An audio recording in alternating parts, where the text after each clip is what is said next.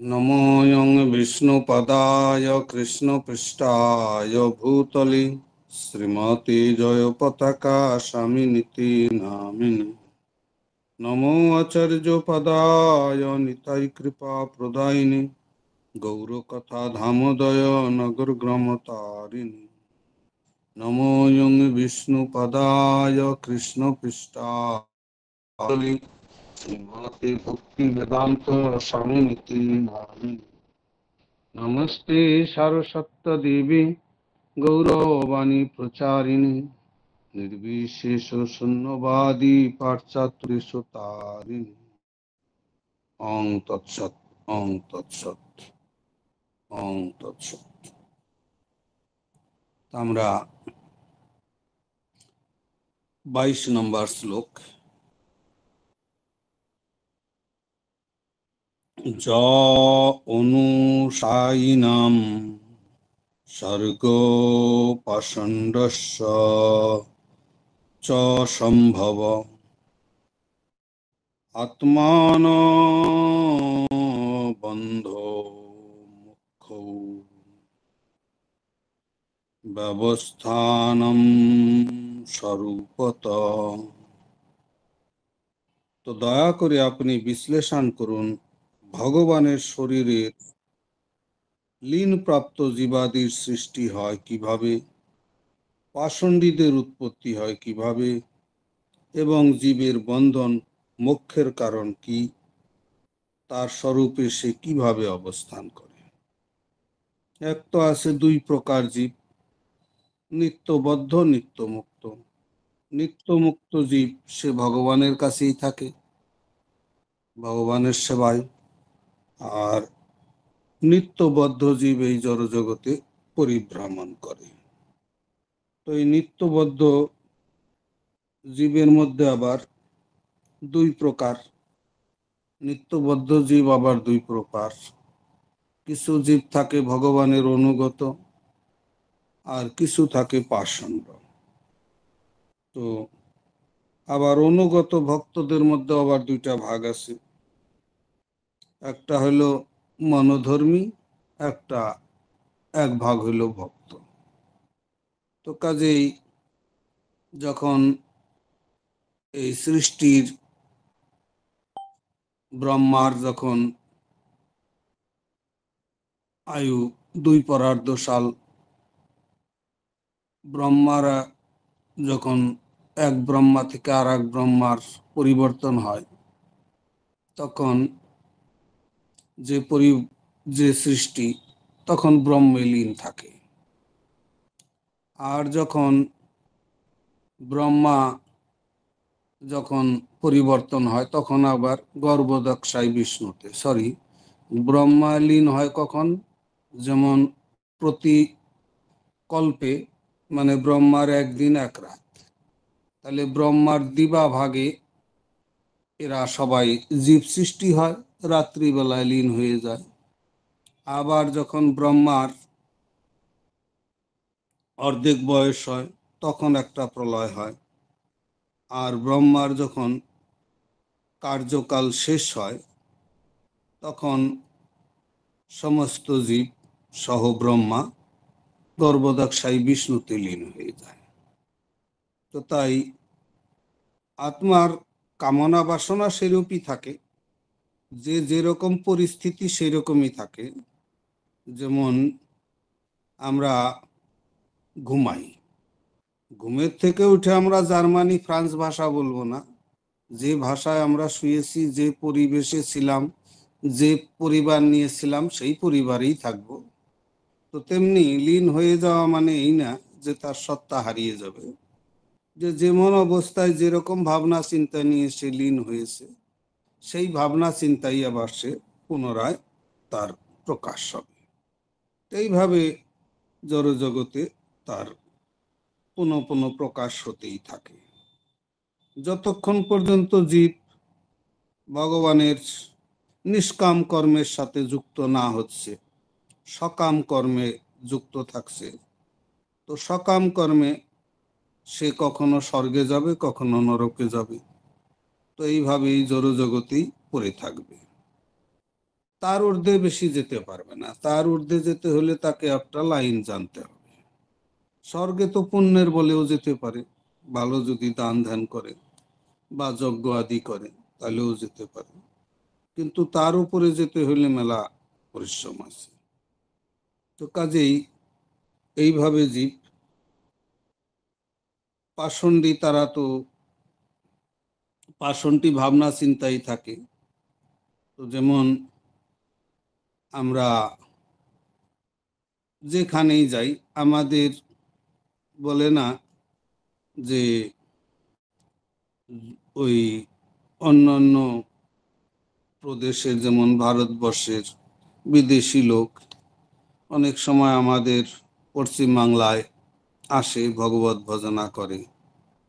তো কোনো সময় বলে যদিও যাও বঙ্গে কপাল যাবে সঙ্গে। কপাল সাথেই যাবে, তার যে যে স্ট্যাটাস, সেই স্ট্যাটাস নিয়ে সে সেখানে থাকবে। তো তার পরিস্থিতি সেরকমই, তার ভাষা, তার ব্যবহার পরিবর্তন হবে না। তেমনি এই জড়জগতে বিশেষ বিশেষ জীব বিশেষ বিশেষ স্বভাব প্রাপ্ত হয়েছে, সেই স্বভাব কখনো যাবে না। অনুসিত স্বভাবটা থেকেই যাবে, যে দেহই পাক সে। কারণ মন, বুদ্ধি, অহংকার, সূক্ষ্ম দেহ তো সবসময় থাকছে। ওই সূক্ষ্ম দেহ কর্ম অনুসারে স্থূল দেহ ধরছে, আবার দেহ ছাড়ছে তো সূক্ষ্মে থাকছে। আবার কলিযুগের যেরকম ট্রাফিক জ্যাম সব দিকে, তার ট্রাফিক জ্যামেও পড়ে থাকতে হয় অনেক সময়। হয়তো সে জীব দেহ পাবে বা মনুষ্য দেহ পাবে, কিন্তু পরিবার পরিকল্পনা করা আছে, সে আসতে পারছে না, সে ফ্যাসিলিটি পাচ্ছে না আসার। তো এরকমও হয়। ট্রাফিক জ্যাম তো সবসময় এই জড়জগতে থাকেই, ওটা কোনো বলার নাই। প্রতিটা জীবই যে লাইসেন্স পেয়ে গেছে আর হবে, সেটা না। তো এইভাবে আত্মা অনাদি কাল থেকে এই জড়জগতে, বায়ুমণ্ডলে, জলে, স্থলে, অন্তরিকে এবং আগুনে, সব জায়গায় আত্মা থাকে। তো আত্মা কর্মফল অনুসারে সে লাইসেন্স পায়। অনুকূল পরিবেশ পেলে তখন সে দেহ ধারণ করতে পারে। এইভাবে যে যেরকম সেইভাবেই সে দেহ ধারণ করতে পারে, তার কোনো পরিবর্তন করে না ভগবান। ভগবান তাদের কোনো হস্তক্ষেপ করে না, বা ব্রহ্মাও হস্তক্ষেপ করে না।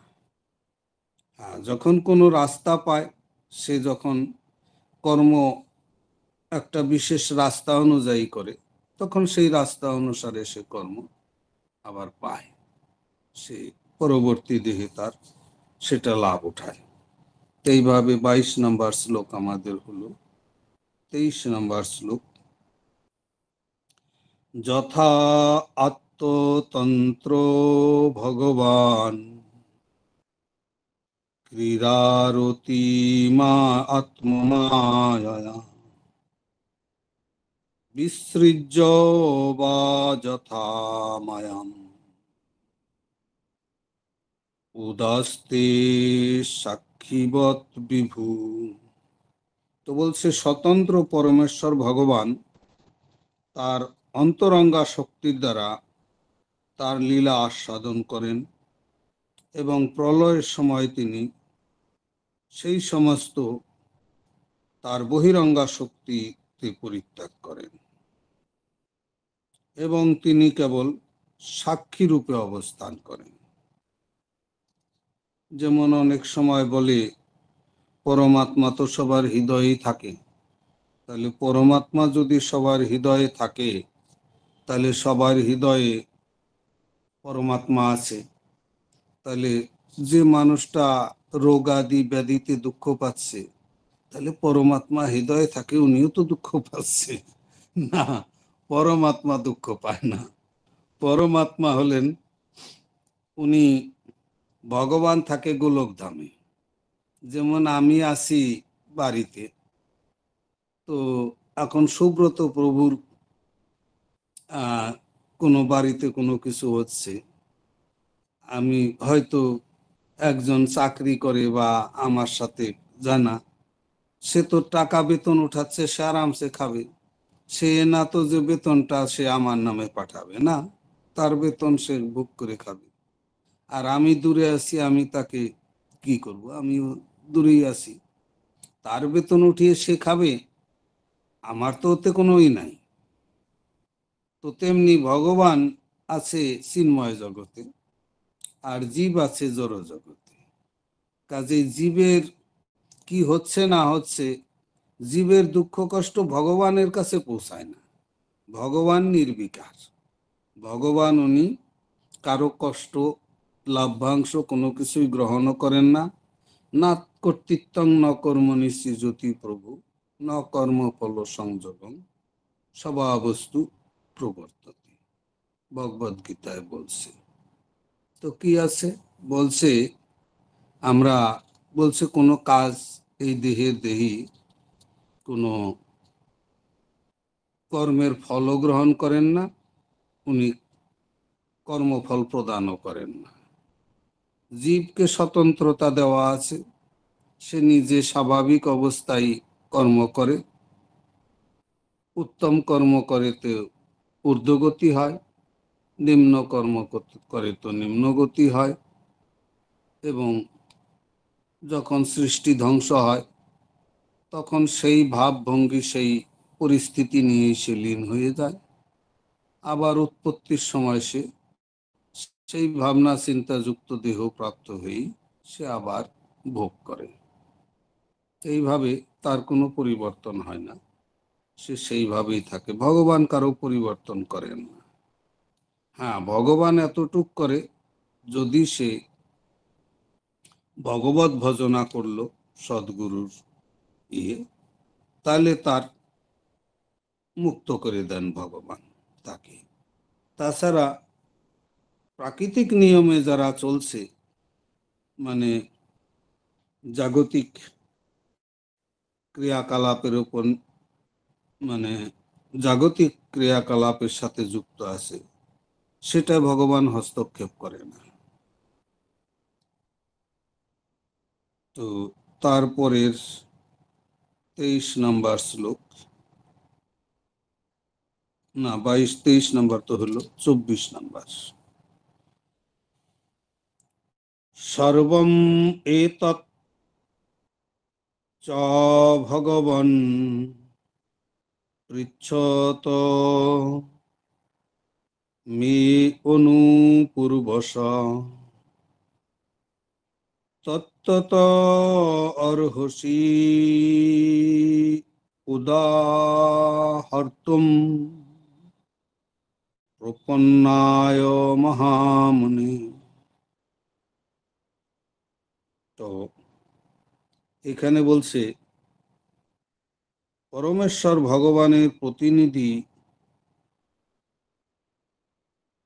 হে মহামুনি, আমি প্রথম থেকে আপনার কাছে যে সমস্ত প্রশ্ন করেছি এবং যে সমস্ত বিষয় প্রশ্ন করতে পারিনি, কৃপাপূর্বক আপনি যথাযথভাবে সেই সমস্ত বিষয়ে বর্ণনা করুন। যেহেতু আমি আপনার শরণাগত, আপনি আমাকে সেই সম্বন্ধে পূর্ণ জ্ঞান প্রদান করুন। তাহলে এইখানে পরীক্ষিত মহারাজ উনি নিবেদন করছেন যে উনি যেটা ওনার প্রশ্ন ওনার হৃদয়ে জাগে নাই, বা ওনার পক্ষে যেটা জরুরি সেটা হয়তো উনি প্রশ্ন করতে পারছেন না, বা ওনার ওই সম্বন্ধে জ্ঞান নাই, সেই সম্বন্ধে উনি বলতেছে যে আমি আপনার প্রতিনিধি, কৃপা করে আমার হিত সাধনের জন্য যেটা আমি জিজ্ঞাসা করতে আমার জ্ঞান নাই, বা ওই সম্বন্ধে কোনো জ্ঞান নাই, বা আমি জিজ্ঞাসা করতে পারিও নাই, তা আমি জানি না সেটা জিজ্ঞাসা করব কি করে। তাই কৃপাপূর্বক আপনি সব বিষয়ে যা যা আপনি আমার কল্যাণে বা জগতের কল্যাণের জন্য আপনি সবকিছুই নিজের হিসাবে বলেন। যেহেতু আমি আপনার শরণাগত, আপনি আমাকে সেই সম্বন্ধে পূর্ণ জ্ঞান প্রদান করুন। তাহলে এইখানে যে কোনো জ্ঞান প্রাপ্ত হলে আমাদের সারেন্ডার হওয়া উচিত গুরুর কাছে। তো সদ্গুরুর কাছে সরঙ্গে শরণাগতি না হওয়া পর্যন্ত সেই অপ্রাকৃত জ্ঞান গুরুদেব যাচাই করে দেন। তো গুরুদেব জানে যে আমার শিষ্যের আগ্রহ আছে, তাহলেই সেই জ্ঞানটা প্রদান করেন। আর আগ্রহ নাই, জবরদস্তি গুরুদেব কিছু দেয় না। যেমন অনেকেই আছে রাস্তায় বেরোইলেই বলবে এই রাস্তা ওইদিকে গেছে, এই রাস্তা ওইদিকে গেছে, এই রাস্তা ওইদিকে গেছে, এই রাস্তা ওইদিকে গেছে। যার রাস্তার দরকার নাই তাকে বললে কোনো লাভ আছে? যে রাস্তাই চায় না, সে জন্ম মরণের বন্ধনে আছে, সে ওইটা নিয়েই ব্যস্ত আছে, তার রাস্তা দেখার সময়ই নেই। তাকে যদি রাস্তা সম্বন্ধে বর্ণনা করে, তাহলে সে কি করে রাস্তা সম্বন্ধে বলবে? তো কাজেই রাস্তা সম্বন্ধে তার জ্ঞানই নাই, সে বলবে কি করে? তো আর যার রাস্তার কোনো দরকারই নাই, রাস্তা খুঁজছেই না, কোনোদিন যাবেই না, তাকে রাস্তা দেখাইলে কি হবে? এইরকম যে আমাদের বর্তমান যুগে অনেকে এরকম ভাবে প্রচার করে, সবাইকে চেষ্টা করে, কিন্তু সে আদৌ রাস্তায় কোনোদিন যাবেই না এবং তার কোনো চাহিদাই নেই রাস্তা ধরার। তো ওই রকম লোককে বুঝিয়ে কোনো লাভ হবে না। যিনি রাস্তা চান, যিনি কষ্ট পেয়েছেন, ওনার ইচ্ছা আছে যে আমি রাস্তা একটা চাই, রাস্তা খুঁজতেছে, রাস্তা যিনি খুঁজছে উনিকেই রাস্তা দেখানো উচিত। যিনি খোঁজাখুঁজি করছেন না, বোঝাবুঝি করছেন না, তাকে জবরদস্তি রাস্তা দেখাইলে কোনো লাভ হবে না। তো তাই পরীক্ষিত মহারাজ আগ্রহী। উনি নিজে তো যা জানে সেটা তো প্রশ্ন করতেইছে, তাছাড়াও যে যে প্রশ্নগুলা ওনার হৃদয়ে বা ওনার অভিজ্ঞতার বাইরে, সেই সব প্রশ্নের উত্তরগুলা উনি চাচ্ছেন যে আমি যে সবগুলা আমি বুঝতে পারি নাই বা জানি না, সেই বিষয়ে আপনি নিজে কৃপা করে আমাকে দান করবেন, কোনোটা মানে বাকি রাখবেন না। পরীক্ষিত মহারাজের কথা হলো আপনার হৃদয়ে কোনো কথা বাকি রাখবেন না, সব আমাকে আমার জন্য বলবেন। যে আমি চাইবো সেটাই বলবেন, আর যেটা দরকার আছে সেটা বলবেন না, না সব আপনি বলবেন। তাহলে কতখানি উদার, সে জানতে চায়। তো এইভাবে উনি বলছেন। তো শিষ্যের কর্তব্য এটা যে আগ্রহ হওয়া চাই। আর আগ্রহ থাকলে তাহলে তাকে গুরুদেব আগে বাড়ার সহযোগিতা করে। যিনি আগে বাড়বেই না, যিনি এই সংসারের বাইরে যেতেই চায় না, তাকে তো গুরুদেব কেমনি বাইর করবে? সে সংসারেই থাকবে। আর যার এই সংসার বন্ধন, যে বুঝতে পারছে আমি বাধা আছি, বন্ধন আমাকে খুলে দেওয়ার জন্য সে আর্তনাদ করছে, সে এ না যে সে নিজে নিজে তার বন্ধন খুলতে পারবে, সে তার বন্ধন নিজে নিজে খুলতে পারবে না। সে বন্ধন নিয়ে গুরুদেবের কাছে যাওয়া দরকার, আর গুরুদেব বন্ধন খুলে দিবে। বন্ধন খোলার ক্ষমতা একমাত্র গুরুদেবেরই আছে। আর আমার বিবেক বুদ্ধিতে আমি বন্ধনেই পড়ব, ওইটা আমাকে বন্ধন থেকে নিজে নিজে মুক্ত হইতে পারবো না। তো তাই বন্ধন সহ গুরুদেবের কাছে যাই হাজির হইতে হবে। গুরুদেব, আপনার কৃপায় চাই, আমি তো কোনো উপায় নাই, আমি বন্ধনে পড়ে আছি, আপনি মুক্ত আত্মা, আপনি এই বন্ধন মুক্ত করতে পারেন, কাজেই কৃপা করে আমার যেতে ভালো হয় সেটা করুন। এইভাবে পরীক্ষিত মহারাজ ওইখানে বলছেন। তা আমাদেরও প্রত্যেকের কর্তব্য যে বন্ধনকে জানা দরকার, যে আমি কোন বন্ধনে পড়ছি, সংসার বন্ধন না আসক্তির বন্ধন, না আমি ঈর্ষার বন্ধন, কেমন বন্ধন, কোন বন্ধনে আমি পড়ছি, কোন বন্ধনটা আমাকে বারবার একদম খুবই করে রাখছে। আর সবই বন্ধনে যদি পড়ে থাকি, হাজার বন্ধনে আমরা কোটি বন্ধন আমাদের আছে, সেই কোনো বন্ধন আমার খোলার উপায় নাই। কিন্তু গুরুদেব যে অমূল্য রত্ন মহামন্ত্র দিয়েছে, সেই মহামন্ত্র যদি যথাযোগ্যভাবে সেই আমি জপ করি, তাহলে বন্ধন অনেকই খুলে যাবে। এবং যদি অপরাধ না করি বা বিধিনিষেধ পালন করে যদি সঠিকভাবে আমি সেটা করি, অনুসরণ করি, তাহলে কোনো বন্ধন থাকবে না। কিন্তু আমরা তো সংসারকে অনুসরণ করি, গুরুদেবকে অনুসরণ করি না। গুরুদেবের কাছে বছরে একবারও যেতে চাই না। মায়াপুর গেলাম, ঘোরাঘুরি করে আসলাম, কিন্তু গুরুদেব আছে, তার সাথে একটু দেখাও করলাম না। তো এইভাবে তো বন্ধন যাবে না। গুরুদেবের সাথে দেখা করতেই হবে, কারণ গুরুদেবের দরকার নাই আমার সাথে দেখা করবে, কিন্তু শিষ্যের দরকার আছে। গুরুদেবের দর্শন পাইলেই, গুরুদেবের চিন্ময় রূপ স্বরূপ, ভগবানের প্রতিনিধি, গুরুদেবের দর্শন পাইলেই অনাদিকালের অনেক বন্ধন খুলে যায়, বন্ধন মুক্ত হয়ে যায়। তো গুরুদেবকে দর্শন বছরে 1-2 বার করাই উচিত।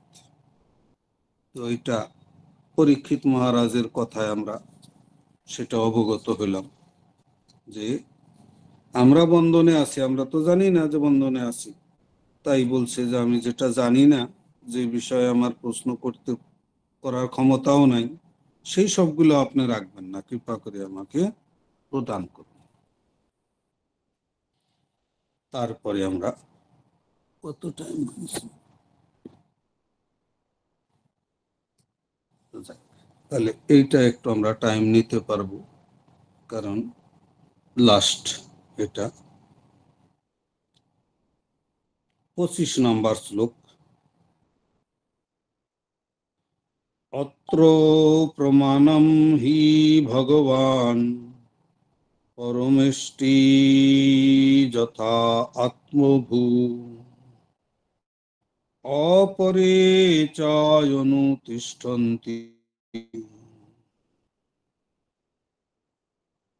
পূর্বেশাম পূর্বজয়ী কৃতম।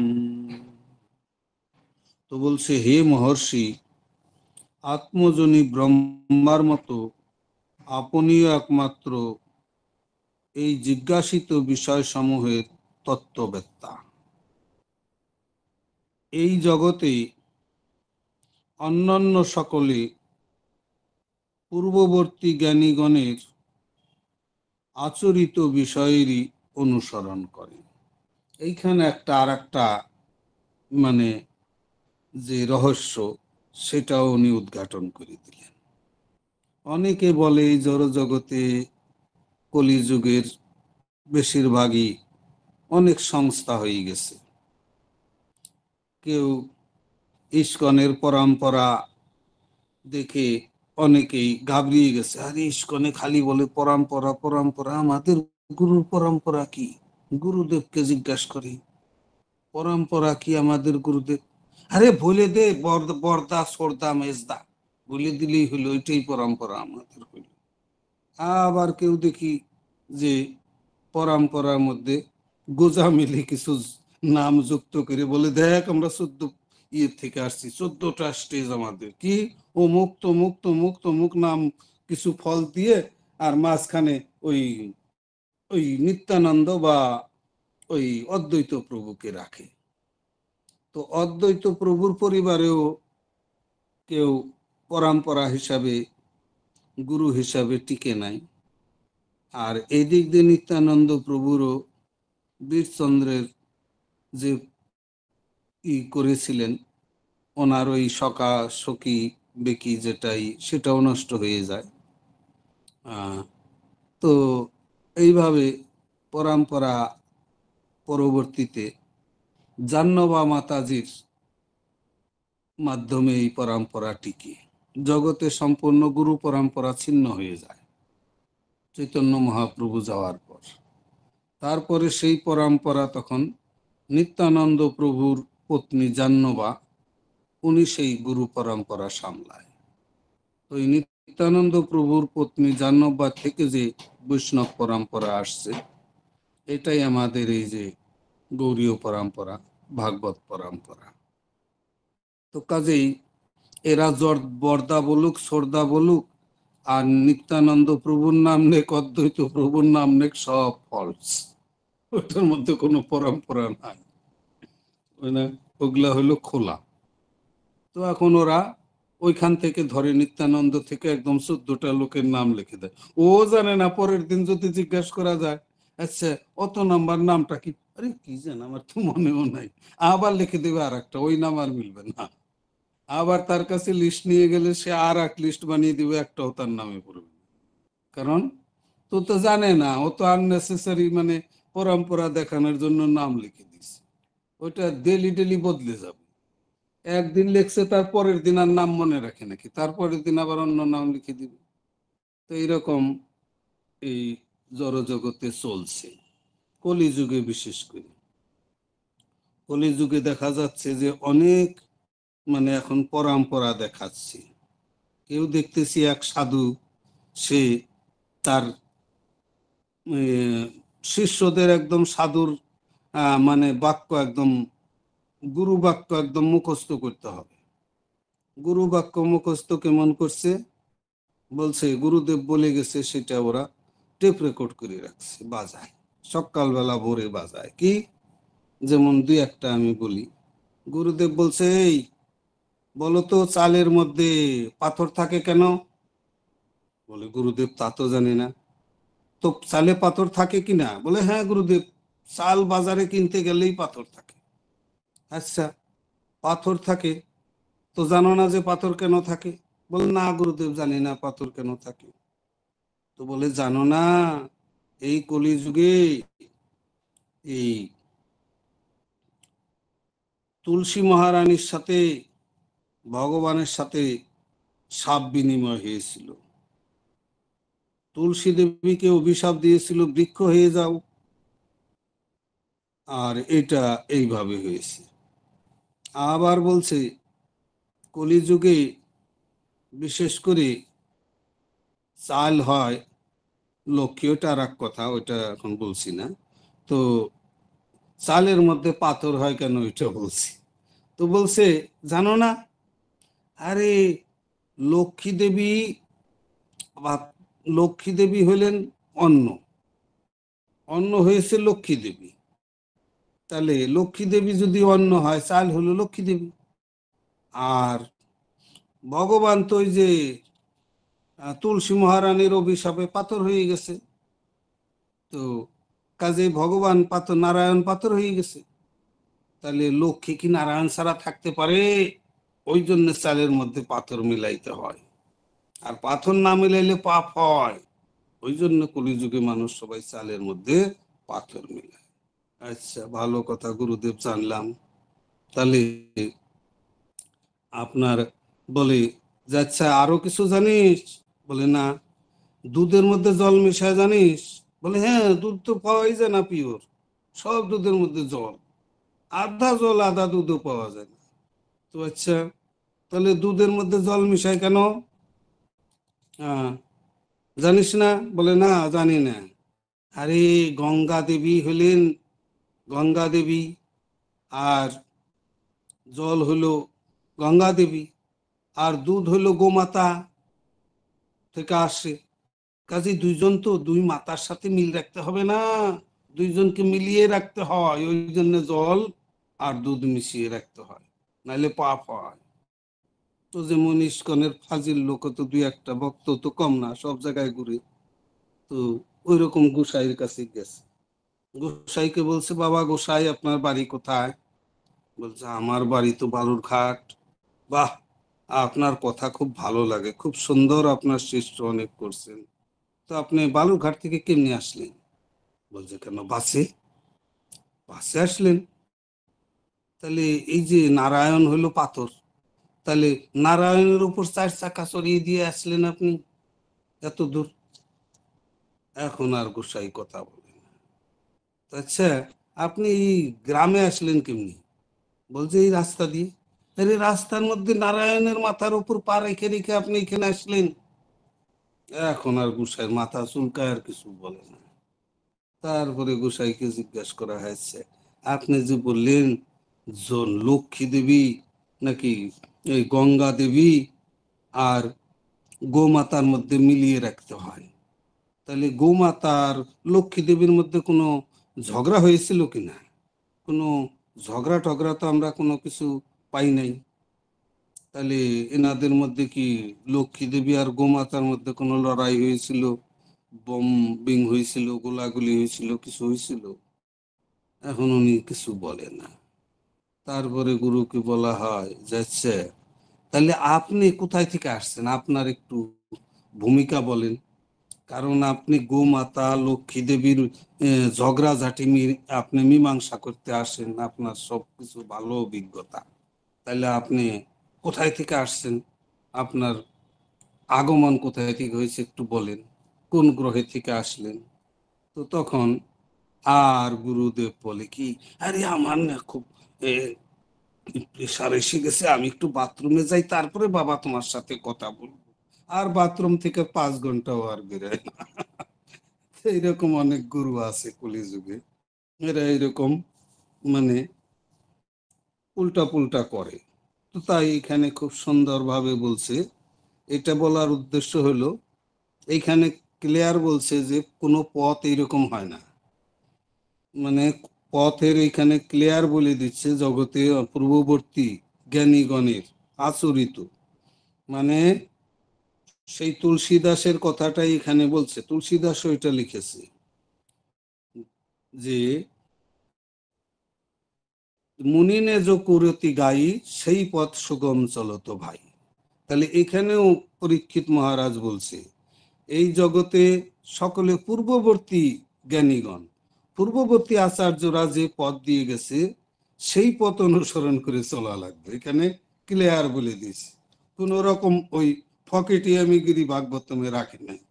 ভাগবতমে একদম ক্লিয়ার বলে দিতেছে যে পূর্ববর্তী যে আচার্যগণ যেরকম পথ পথ দিয়ে গেছে, যেই পথে তারা ভগবানকে পেয়েছে, সেই পথই হলো ন্যাশনাল হাইওয়ে। ওই পথে যদি আমরা অনুসরণ করি, খালি অনুসরণ করতে হবে। যেমন ব্রহ্মা ব্রহ্ম সংহিতা লিখে গেছে, হ্যাঁ, প্রলয় পয়দি জলে ধিত মানসী বেদং, এটা আমাদের আর রচনা করতে হবে না, ওইটা খালি গাইলেই চলবে। ব্রহ্মা যেটা লিখে গেছে ওই ব্রহ্ম সংহিতা আমরা উচ্চারণ করলে, জপ করলে আমরা ভগবত ধামে যেতে পারবো। আমাদের দ্বিতীয় আবার কিছু লিখতে হবে না, যে ব্রহ্মা লিখে গেছে এরকম আমি আবার একটা বই লিখি। না, ওই বই লিখে কোনো দরকার নেই। ব্রহ্মা যে বই লিখছে ওই বইটাই আমরা ফলো করলেই আমরা ভগবত ধামে চলে যাব। এই কথাটা এখানে বলছি যে পূর্ববর্তী জ্ঞানীগণের আচরিত বিষয়েরই অনুসরণ, আর অন্য কিছু বলে নাই। তাহলে হে মহর্ষি, মহর্ষি কথাটার টাইম তো হয় নাই, মহর্ষি কথাটারও তাৎপর্য আছে। ঋষি, ঋষিকে, যিনি ঋষয় মন্ত্র দ্রষ্টা, ঋষি মন্ত্র প্রদান করেন, মন্ত্র দ্রষ্টা। তাহলে ঋষি এক জায়গায় বসে বসে সমগ্র ব্রহ্মাণ্ডের খবর জানে, উনি হলেন ঋষি। ঋষি ইন্দ্রিয়কে বশ করেন এবং ঋষি ওনার দৃষ্টি অসীম দৃষ্টি। তো ইনি এক জায়গায় বসে বসে সারা ব্রহ্মাণ্ডে কি হচ্ছে খবর উনি জানেন, ঋষি। তো তাই বলছে হে ঋষি, সুখদেব গোস্বামী সারা ব্রহ্মাণ্ডের খবর জানে, কার হৃদয়ে কি কি বলছে, কে কতবার তার, কার মনে কি চলছে, সবার মনের খবর সুখদেব গোস্বামী এক জায়গায় থেকেই জানে। এবং তার কাছে গেলেই সে জানবে যে কোটি জীবন আগে সে কোন দেহ পেয়েছিল, কোটি জীবন দেহে সে কোন কোন দেহ পাবে, আগের পরের সবকিছু উনি জানেন। ইনি হলেন মহর্ষি। তাহলে মহর্ষি বলা হয়েছে, ঋষিদের মধ্যে শ্রেষ্ঠ মহান ঋষি।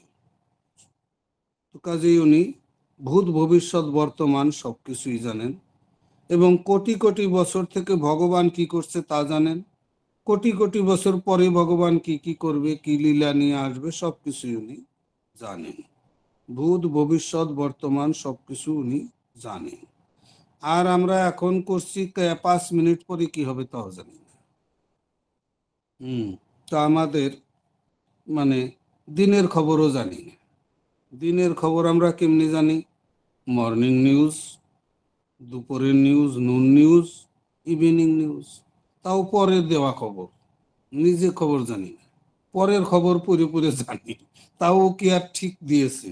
ও যা দেখেছে তাই দিয়েছে। তো এইভাবে আমরা জানি, আমরা কোনো খবরই জানি না। কিন্তু মহর্ষি উনি কোটি কোটি বছরের খবর জানে। ভগবান কখন আসছে, কখন কি হয়েছিল, কখন কে আসছিল, কেমন অত্যাচার হয়েছিল, কি হয়েছে, পরবর্তীতে কে কে আসবে, সবাই জানে, সব কিছু উনি জানেন। এবং ভগবান কে কে ভগবানে আসবেন, কোন যুগ অবতার রূপে কে আসবেন, আগে এতদিন কে কে ছিল, কোন কল্পে কোন ব্রহ্মা ছিল, তারপরের কোন ব্রহ্মা হবে, সবকিছু খবর উনি জানেন। তো তাই উনি হলেন মহর্ষি। এইভাবে টাইম তো হয় নাই। আচ্ছা, তো এইভাবে মহর্ষি উনি সবকিছু সম্বন্ধে অবগত, সর্বজ্ঞ। ভগবান হলেন সর্বজ্ঞ, আর মহর্ষি হলেন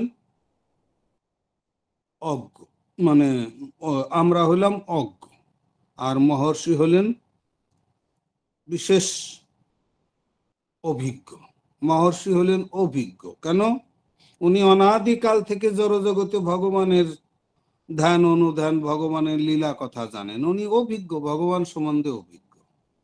তাই ঋষি মহর্ষি হলেন অভিজ্ঞ, আর ভগবান হলেন সর্বজ্ঞ, আর আমরা হলাম অজ্ঞ, কিছুই জানি না। এখন কি হবে জানি না, কাল কি হবে জানি না, পরশু কি হবে জানি না, আরে বর্তমান সময় কি হবে তাই জানি না।